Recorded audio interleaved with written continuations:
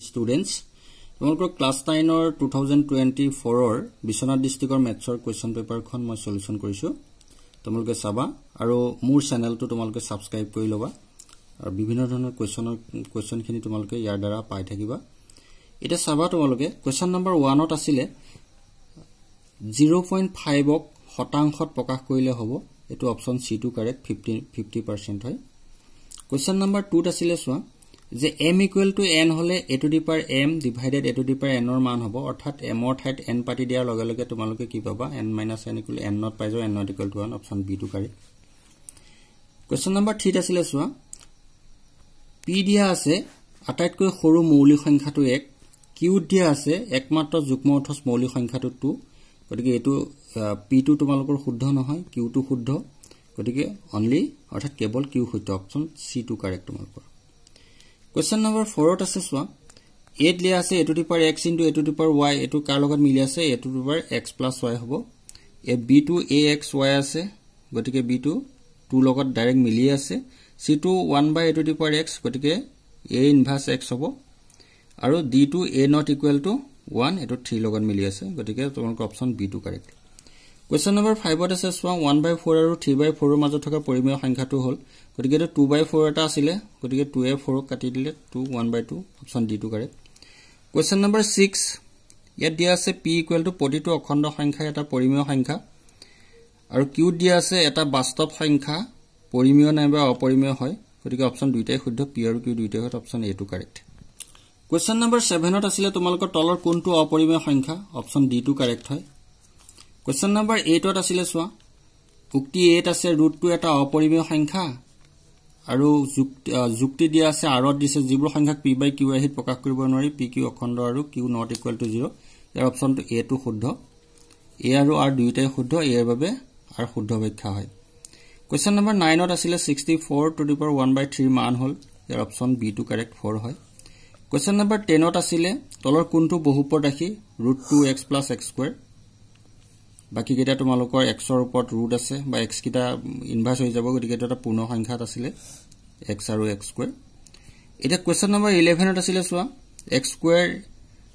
into x - 1 + x বহুপদৰ x² সহগ হ'ল ইয়াৰ option d2 correct হয় এটা পূৰণ কৰিলে সবা x² আগত মাইনাস পাবা কোৱেশ্চন নম্বৰ 12 ত তেনে ধৰণে 4 - y² ৰ মাত্ৰা এটা 4 - y² ৰ মাত্ৰাটো যদি চাও আমি এই অপচনটো 3 লগত মিলি আছে অৰ্থাৎ 2 আছে ঠিক তেনে ধৰণে ইয়াৰ অপচন a টু শুদ্ধ হয় কোৱেশ্চন নম্বৰ 13 ত আছে x³ - sin x² + sin x - 1 ক x এৰে হৰণ কৰিলে ভাগশেষ হ'ব অপচন b টু কাৰেক্ট -1 হ'ব কোৱেশ্চন নম্বৰ 14 ত x² + x + k বহুপদৰ এটা উৎপাদক x + 1 তেন্তে k এৰ মান হ'ব অপচন b টু কাৰেক্ট 0 15 ত আছে মূল বিন্দু স্থানাংক হ'ল অপচন c টু কাৰেক্ট কোৱেশ্চন নম্বৰ 16 ত হৈ গ'ল তোমালোকৰ 6 - 3 x অক্ষৰ পৰা 6 - 3 বিন্দুটোৰ দূৰত্ব গতিকে x অক্ষৰ পৰা দূৰত্ব হলে y টু হয় গতিকে -3 হ'ব লাগিছিল কিন্তু দূৰত্বত মাইনাস নহয় গতিকে +3 অপচন b টু কাৰেক্ট কোৱেশ্চন নম্বৰ 17 ত আছিল তোমালোকৰ -3 টু বিন্দুটোৰ ভুজ হ'ব গতিকে -3 কোৱেশ্চন নম্বৰ 18 ত হ'ব কাৰ্তীয় সমতলত থকা এটা বিন্দু p ৰ স্থানাংক 0.5 তেন্তে ইয়াত কোৱা আছে যে p বিন্দুটো x অক্ষ ধনাত্মক দিশত p বিন্দুটো y অক্ষ ধনাত্মক দিশত থাকিব মূল বিন্দুৰ পৰা p বিন্দুৰ দূৰত্ব 5 একক হ'ব অৰ্থাৎ অপচন d2 শুদ্ধ হয় 2 আৰু 3 শুদ্ধ কিন্তু 1 টু অশুদ্ধ কোৱেশ্চন নম্বৰ 19 ত আছিল 40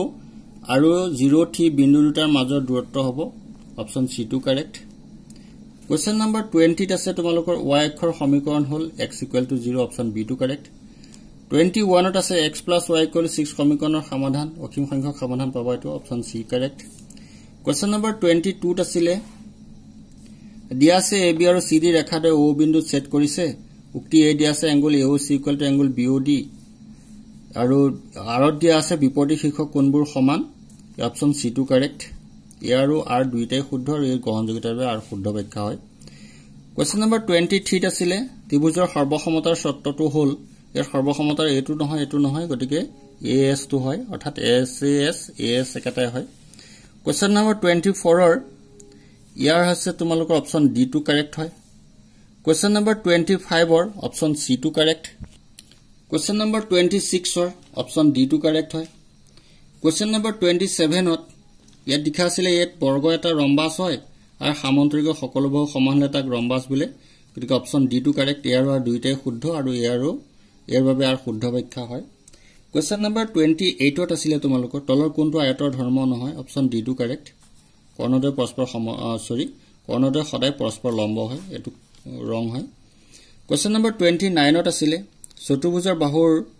মধ্যবিন্দুবোৰ একাধিক্ৰমে সংযোগ কৰি পোৱা চতুৰ্ভুজটো হ'ব অপশন ডি টু কাৰেক্ট সামন্তৰিক কোৱেশ্চন নম্বৰ 30 ত আছিল তোমালোকৰ এটা সামন্তৰিক একে ভূমি আৰু একে সমান্তৰাল ৰেখাৰ মাজত থাকে তেনে ত্ৰিভুজ আৰু সামন্তৰিকৰ কালিৰ অনুপাত হ'ব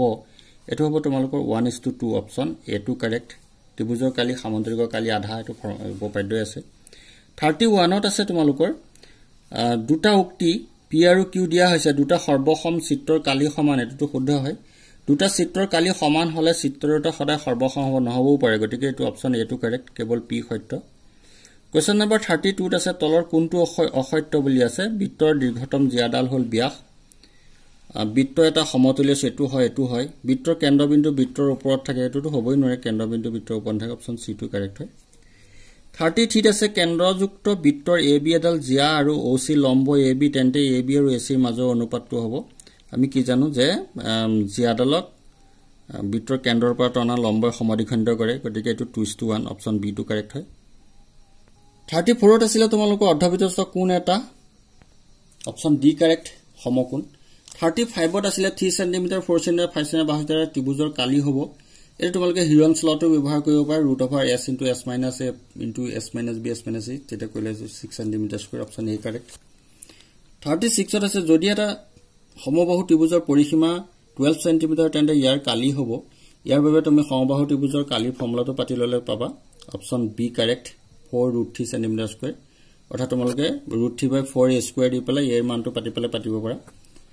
37 আছে একে ব্যাসাৰ্ধৰ একে উচ্চতাৰ এটা সুঙাৰ এটা শংকুৰ আয়তনৰ অনুপাত হ'ব এটো 3:1 সুঙাৰ টু ওপৰত পাতি শংকুৰ আয়তনটো তলত পাতি দিলে এতিয়া চোৱা 38 ত আছিল গোলাকাৰ বেলুন এটাত বায়ু ভৰাই ইয়াৰ ব্যাসাৰ্ধ দুগুণ কৰা হ'ল উভয় ক্ষেত্ৰত বেলুন দুটাৰ পৃষ্ঠকালি হ'ব এটো 1:4 অপশন সি টু কাৰেক্ট 39 ত আছে যদি এটা ঘনকৰ আয়তন 8 cm কিউব তেন্তে ইয়াৰ মুঠ পৃষ্ঠকালি হ'ব 24 cm অৰ্থাৎ ঘনকৰ আয়তন হলে l ৰ মানটো 2 হ'ব আৰু 6l স্কয়াৰ পাতি দিলে 24 cm স্কয়াৰ वाला 40 ত আছে শংকুৰ ব্যাসাৰ্ধ সমান হয় আৰু শংকুৰ উচ্চতা ইয়াৰ ব্যাসাৰ্ধৰ সমান তেন্তে শংকুৰ অৰ্ধগোলকৰ আয়তনৰ অনুপাত হ'ব এটো 1:2 অপশন এ কাৰেক্ট 41 ত আছিল তোমালোকৰ